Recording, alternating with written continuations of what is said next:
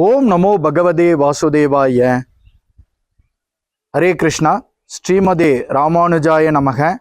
ஆச்சாரியார் திருவடிகளே சரணம். பக்தர்கள் அனைவருக்கும் நமஸ்காரம். அடியன் எஸ் நந்தகுமார், ஸ்ரீ கிருஷ்ணா வேத கல்வி நிறுவனம், காட்பாடி, வேலூர்.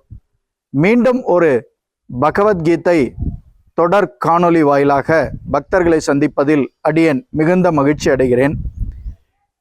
பகவத்கீதை பகவான் ஸ்ரீ கிருஷ்ணரால் மனிதகுலத்துக்கு உபதேசிக்கப்பட்ட ஒரு மாபெரும் பொக்கிஷ காவியம். பகவத்கீதை தான் நாம் ஏற்கனவே குறிப்பிட்டது போல மனிதனுடைய வாழ்க்கை பாடம்.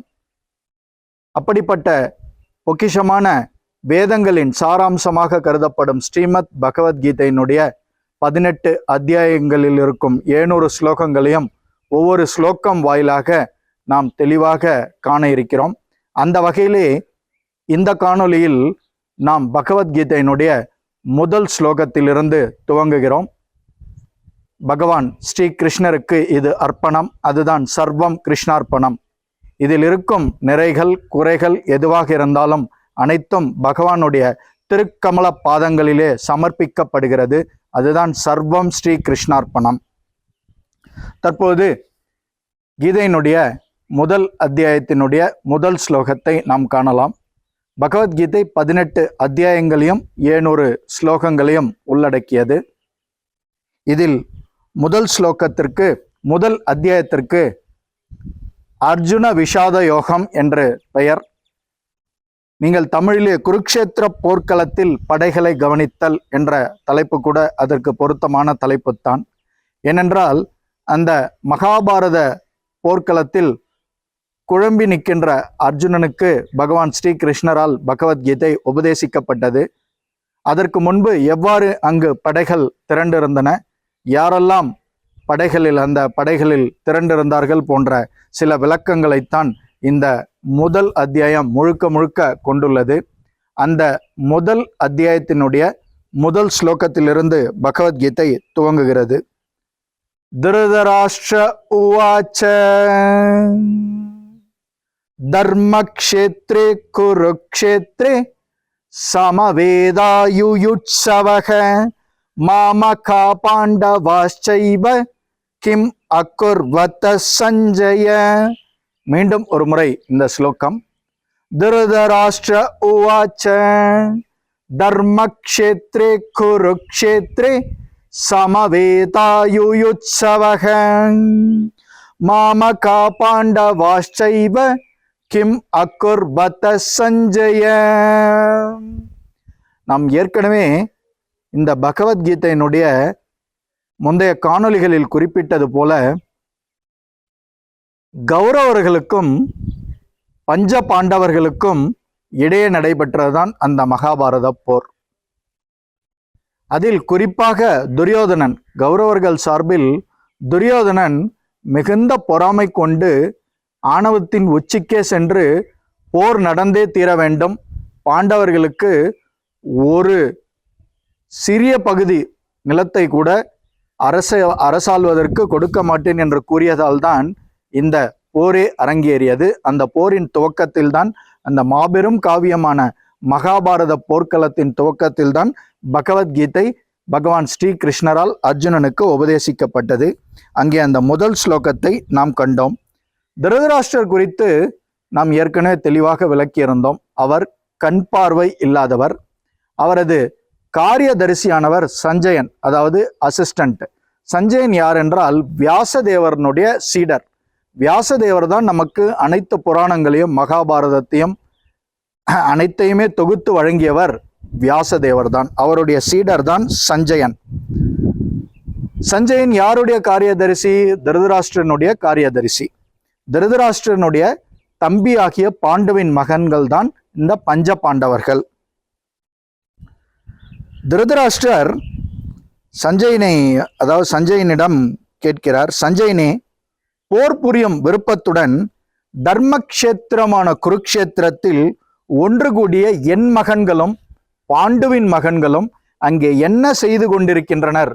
ஏனென்றால் அங்கே போர்க்களத்திற்கு கண் பார்வை இல்லாத காரணத்தினால் இவர் செல்லவில்லை.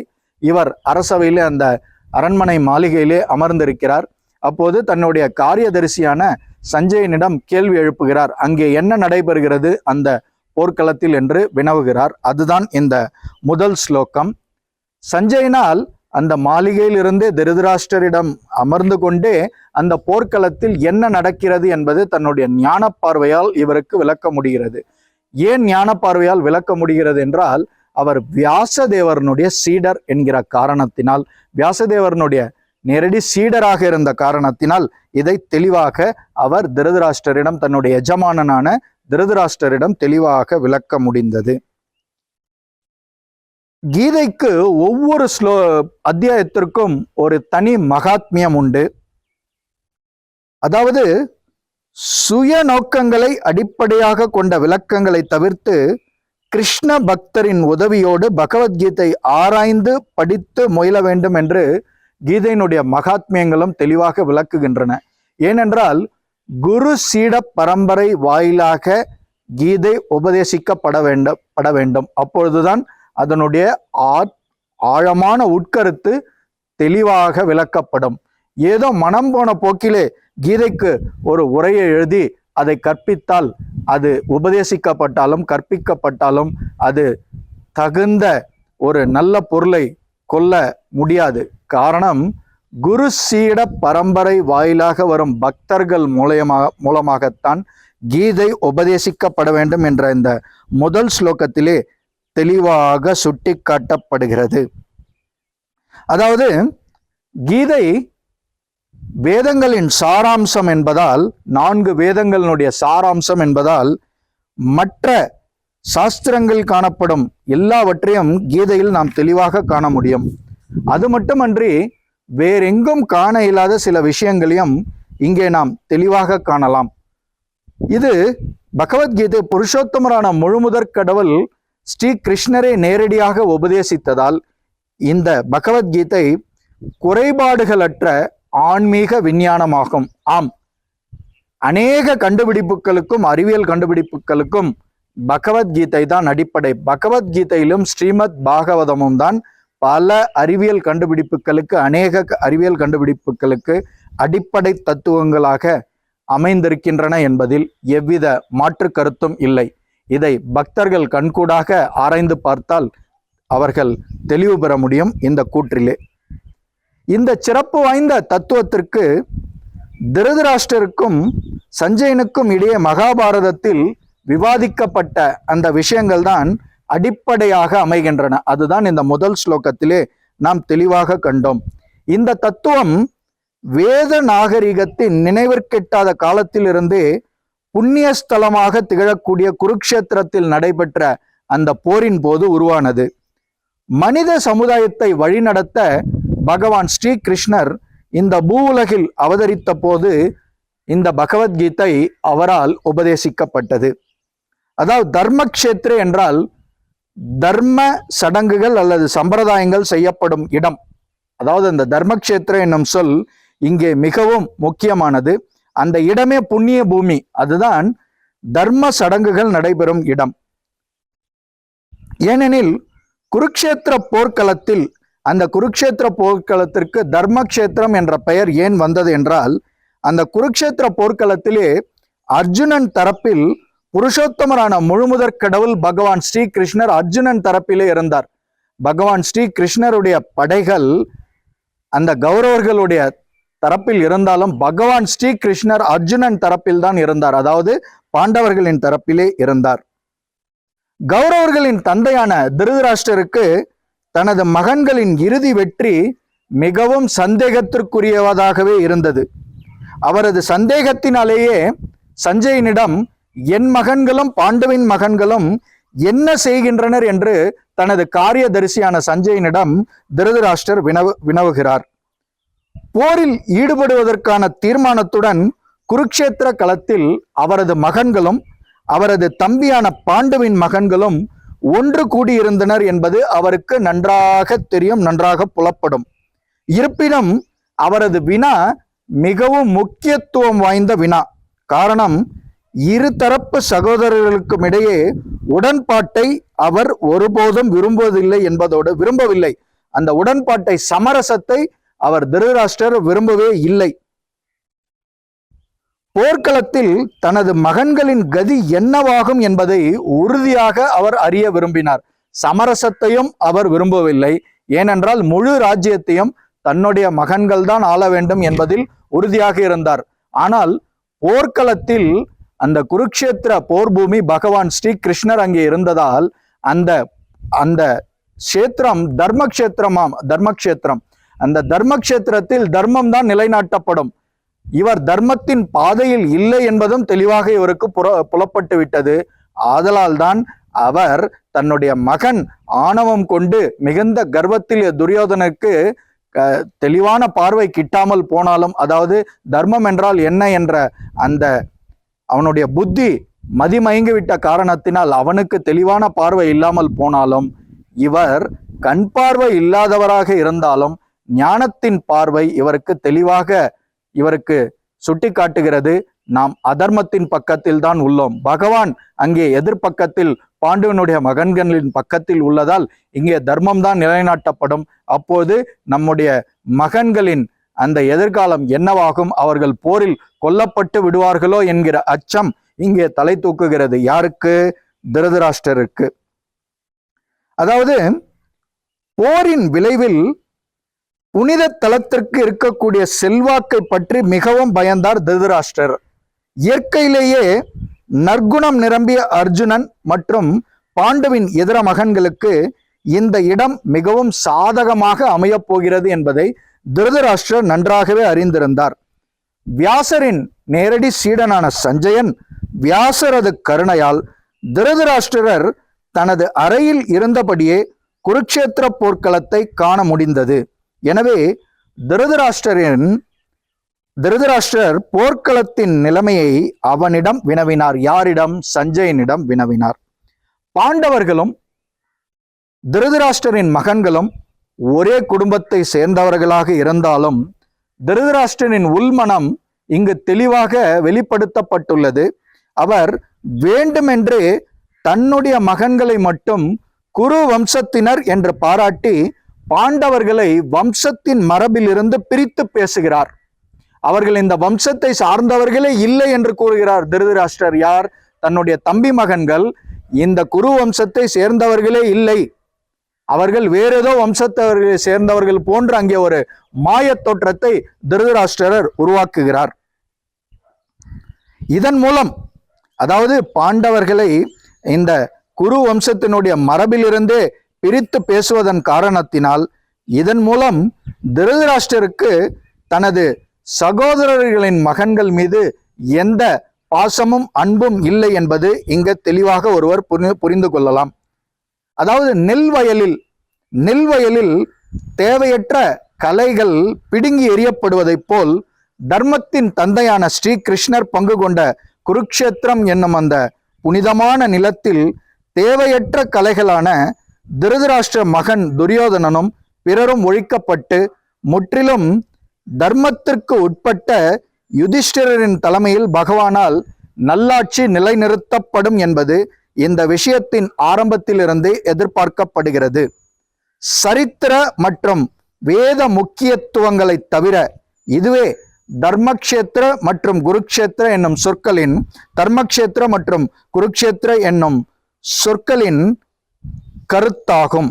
ஆதலால் தான் இந்த இரண்டு சொற்கள் இந்த ஸ்லோகத்தில் மிகவும் முக்கியத்துவம் வாய்ந்த சொற்களாக கருதப்படுகின்றன.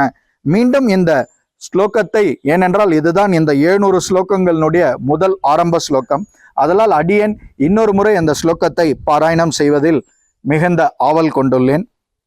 திருதராஷ்டிர உவாச்ச தர்மக்ஷேத்ரே குருக்ஷேத்ரே சமவேதாயுயுத்சவஹ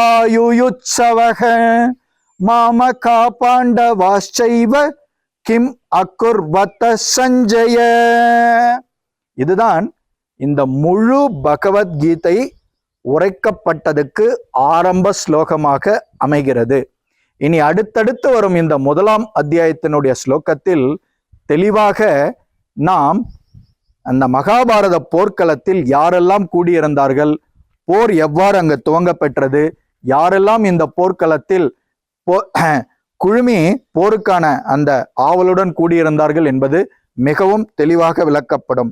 இந்த பகவத்கீதையினுடைய முதல் அத்தியாயம் மொத்தம் 46 ஸ்லோகங்களை கொண்டது.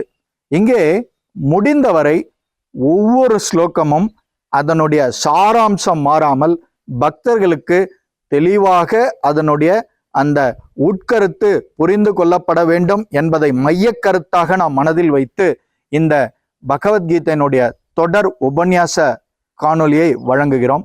ஆதலால் இந்த காணொளியில் இந்த பகவத்கீதை தொடர் உபன்யாசத்தில் ஏதேனும் சந்தேகங்கள் பக்தர்களுக்கு இருந்தால் அதை நேரடியாகவோ அல்லது தொலைபேசி வாயிலாகவோ அடியனை தொடர்பு கொண்டு நீங்கள் நிச்சயம் நிவர்த்தி செய்து கொள்ளலாம். பக்தர்களுடைய சந்தேகங்களை நிவர்த்தி செய்வதில் அடியேன் மிகுந்த மகிழ்ச்சி அடைகிறேன். மேலும் இந்த காணொளிக்கு மெருகூட்டப்படும் வகையில் பக்தர்கள் கூறும் தக்க ஆலோசனைகளும் கருத்துக்களும் மனப்பூர்வமாக வரவேற்கப்படுகின்றன என்பதை மிகுந்த மகிழ்ச்சியுடன் அடியேன் தெரிவித்துக் கொள்கிறேன். வாருங்கள், பகவத்கீதை தெளிவாக கற்போம், பயனடைவோம். பகவத்கீதையினுடைய கோட்பாடுகளை, பகவான் ஸ்ரீ கிருஷ்ணருடைய உபதேசங்களை வாழ்க்கையில் நடைமுறைப்படுத்தி நாம் செம்மையடைவோம். ஏனென்றால் மனிதனை வழிநடத்தக்கூடிய ஒரு மாபெரும் பொக்கிஷம்தான் பகவத்கீதை. ஆதலால் பகவத்கீதைக்கு ஜாதி மத பேதம் கிடையாது. அவர் எந்த மதத்தை சார்ந்தவராக இருந்தாலும், எந்த இனத்தை சார்ந்தவராக இருந்தாலும் அவர் பகவத்கீதையை படித்து பயன்பெறலாம் என்பதில் எவ்வித மாற்று கருத்தும் இல்லை. பக்தர்களுக்கு ஒரு மகிழ்ச்சியான செய்தி. ஸ்ரீ கிருஷ்ணா வேதக்கல்வி நிறுவனம் சார்பாக பள்ளி குழந்தைகளுக்கும் பெரியோர்களுக்கும் தனித்தனியாக பகவத்கீதை ஆன்லைன் வகுப்புகள் நடத்தப்பட்டு வருகின்றன. ஒவ்வொரு வருடமும் மோக்ஷட ஏகாதேசி என்று கீதா ஜெயந்தி, அந்த நன்னாளில்தான் பகவத்கீதை மலர்ந்தது. அந்த நாளை ஒட்டி பள்ளி குழந்தைகளுக்கான ஸ்லோக பாராயண போட்டிகள் நடத்தப்படுகின்றன. பகவத்கீதையினுடைய ஸ்லோக பாராயண போட்டிகள். இதில் பல மாணவர்கள் பங்கேற்று பரிசுகளை வென்று வருகிறார்கள். அந்த வகையில் உங்கள் இல்லங்களில் இருக்கும் குழந்தைகளும் பள்ளி செல்லும் குழந்தைகளும் பங்கேற்று பயன்பெற வேண்டும் என்பது அடியனுடைய விருப்பம். ஆதலால் வாருங்கள், பள்ளி செல்லும் குழந்தைகளுக்கு பகவத்கீதையை போதிக்க, அதாவது பகவான் ஸ்ரீ கிருஷ்ணருடைய உபதேசங்களை எடுத்து கூறி அவர்களுடைய வாழ்க்கையை செம்மைப்படுத்த யாம் தயாராக உள்ளோம். நீங்கள் இதில் முனைப்புடன் செயல்பட்டு பள்ளி குழந்தைகளுக்கு ஆன்மீக கல்வியை புகட்டுவோம். வாருங்கள், பகவத்கீதை தொடர்ந்து கற்போம், வாழ்க்கையில் பயனடைவோம். ஒரு ஆன்மீகத்தில் முன்னேறி ஒரு முழு பக்தராக நாம் மாறி பகவானுடைய திருக்கமல பாதங்களில் சரணடைந்து நம்முடைய வாழ்க்கையை செம்மையாக்கிக் கொள்வோம். மிக்க நன்றி. மீண்டும் ஒரு காணொளி மூலம் பக்தர்களை சந்திக்கும் வரை உங்களிடமிருந்து விடைபெறுவது அடியேன் எஸ் நந்தகுமார், ஸ்ரீ கிருஷ்ணா வேதக்கல்வி நிறுவனம். ஹரே கிருஷ்ணா, ஹரே ராமா, சர்வம் கிருஷ்ணார்ப்பணம். ஜெய் ஸ்ரீராம். நன்றி.